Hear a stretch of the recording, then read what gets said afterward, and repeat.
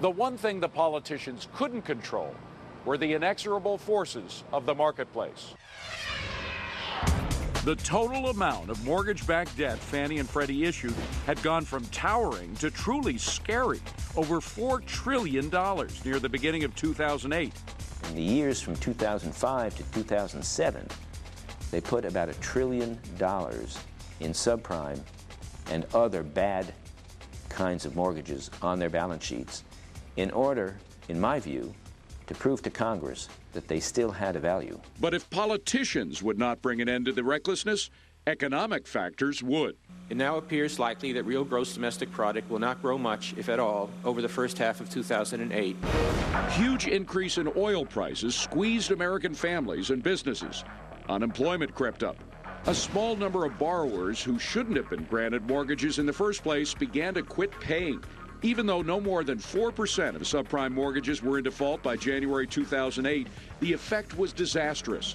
Like toxic time capsules, the subpar mortgage-backed securities that Fannie Mae and Freddie Mac had pumped into the financial system began to poison the institutions that had gobbled them up. The crash began in earnest in January. Remember Countrywide Financial, whose chairman Angelo Mozillo yelled at Wall Street Journal editor Paul Gigot for questioning the mortgage mania? Well, Countrywide had also cultivated Washington power brokers with perks, including reduced interest mortgage loans to, among others, Senate Banking Committee Chairman Chris Dodd.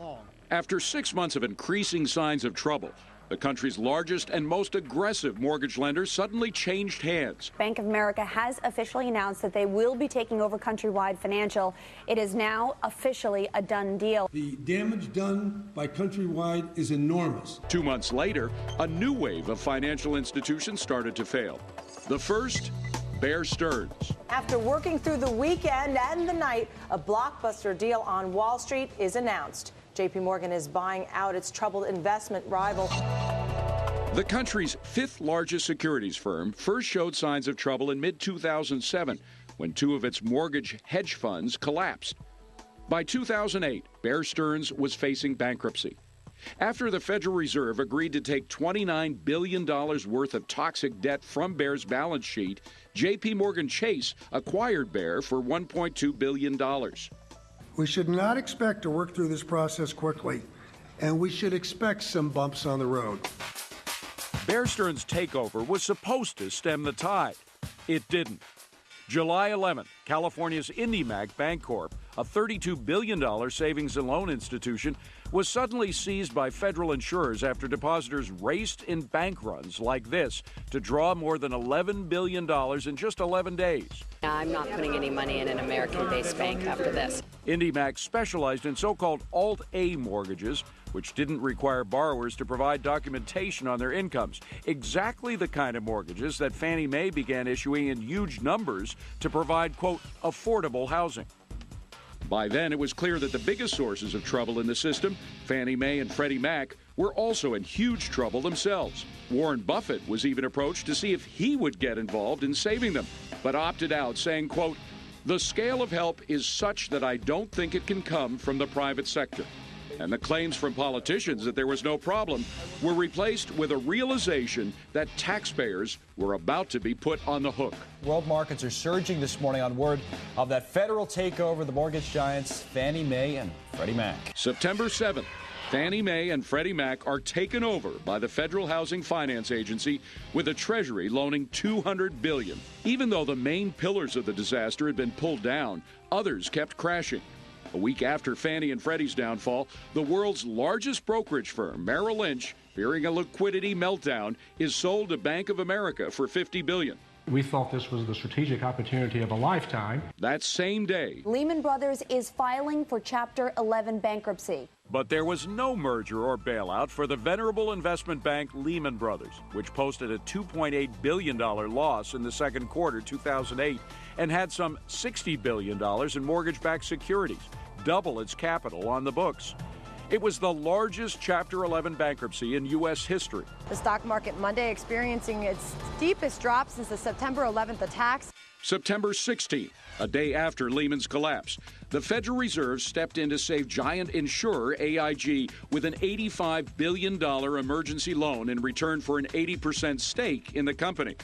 AIG invested billions of dollars in subprime mortgages and had lost $13 billion in the first half of 2008. The Dow dropping more than 400 points even after the government announced its plan to rescue AIG. September 17th, the stock prices for the last two big investment banks, Morgan Stanley and Goldman Sachs, took a nosedive. The SEC stepped in and halted short selling of stocks, saving both, which later transformed into bank holding companies. With the entire financial world in a total meltdown, something far bigger than piecemeal salvation was required. September 21st, Treasury Secretary Henry Paulson unveils an historic $700 billion bailout plan. This needs to be big enough to make a real difference and get at the heart of the problem. Banks collapsing, a government rescue plan, Wall Street and Washington in a whipsaw. How the biggest financial story in a long time turned into a political drama. Chief White House correspondent Brett Baer reports from Washington. Treasury Secretary Henry Paulson came up with a plan where the government would back up $700 billion in mortgage-related assets. But the devil was going to be in the details. The administration argued that a bailout was inevitable. And it may make you angry, it makes me angry. When you ask about the taxpayers being on the hook, guess what? They're already on the hook. But there were quite a few House Republicans who did not entirely agree. For one thing, they balked at the idea of giving the government, even a Republican Treasury Secretary, a blank taxpayer check without an independent body looking over his shoulder. For another thing, they had strong objections to some goodies that the Democrats had stuck in the bill. So they wanted, for example, to have $20 billion ultimately go to Acorn and other left-wing groups out of tax money. President Bush appeared on national television to lobby for the bailout. We are in the midst of a serious financial crisis, and the federal government is responding with decisive action. Tomorrow morning, I'll suspend my campaign and return to Washington. Meanwhile, John McCain came to Washington to work on the plan. On September 25th, McCain and Barack Obama, along with congressional leaders from both parties, met with President Bush at the White House. The Democrats, I'm confident, walked into that meeting convinced that they had a deal, that the administration was going to give them the money they wanted as the price for getting the money the administration wanted. And when they went around the room, and I think it was very interesting in the seating, that John Boehner, the Republican House leader, was sitting next to John McCain. When they got to John Boehner, Boehner said, you know, the House Republicans aren't going to go along. We're not going to agree to give $20 billion to left-wing groups. We're not going to agree to all the extra spending. We're not going to agree to doing this without very strict controls.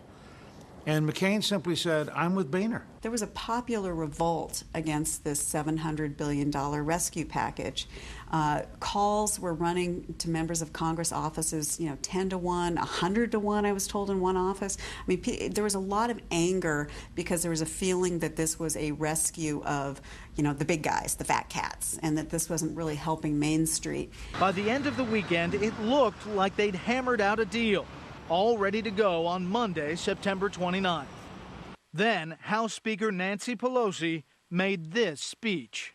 $700 billion, a staggering number, but only a part of the cost of the failed Bush economic policies to our country. Right here is the reason I believe why this vote failed. And this is Speaker Pelosi's speech that frankly struck the tone of partisanship that frankly was inappropriate in this discussion. The House rejected the Emergency Act by a vote of 228 to 205. Republicans opposed the measure 133 to 65. But Democrats were far from unified themselves, only supporting it 140 to 95. Democrats blamed Republicans for failing to get enough votes to support a measure brought forward by a Republican president. But Democrats control Congress. They could have passed this bill with no Republican votes. In fact, if only 12 more Democrats had voted for the bill, it would have passed.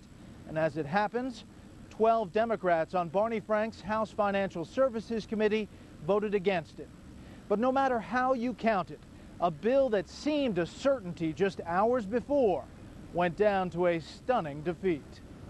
After the bill failed, the Dow dropped 400 points in 10 minutes. The Dow ended the day down 777 points.